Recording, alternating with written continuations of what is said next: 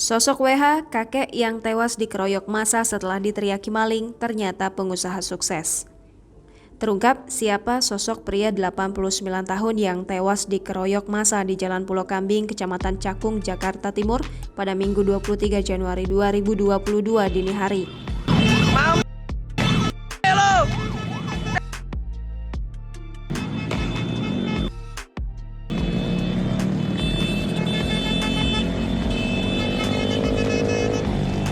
Sang kakek bernama Wiyanto Halim alias WH. Beliau dulu dikenal sebagai pengusaha sukses di Jakarta.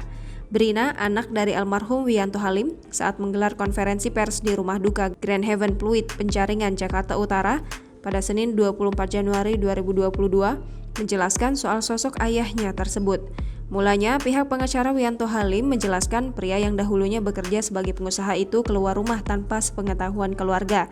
Wiyanto Halim biasanya ditemani oleh sopir, namun pada malam kejadian, sopir lansia tersebut sedang cuti.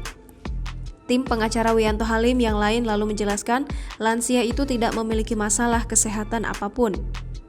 Wiyanto Halim hanya mengalami masalah pendengaran, namun ia selalu menggunakan alat bantu dengar. Brina kemudian menegaskan tidak terima ayahnya meninggal dunia dalam kondisi mengenaskan. Ia berharap ia adalah orang yang royal dan tidak bisa melihat orang lain kesusahan. Freddy Yepati menilai pengeroyokan oleh sekelompok orang terhadap Wiyanto Halim bukanlah hal yang spontan terjadi. Mewakili keluarga, Freddy menilai peristiwa itu mulai dari dituduhnya Wiyanto Halim sebagai maling mobil, aksi pengejaran hingga pengeroyokan berujung meninggalnya korban terjadi disengaja. Karenanya keluarga berharap polisi bisa mengungkap kebenaran di balik dugaan dalang penganiayaan serta motif apa yang melandasinya. Jangan lupa subscribe, share, komen, dan like ya.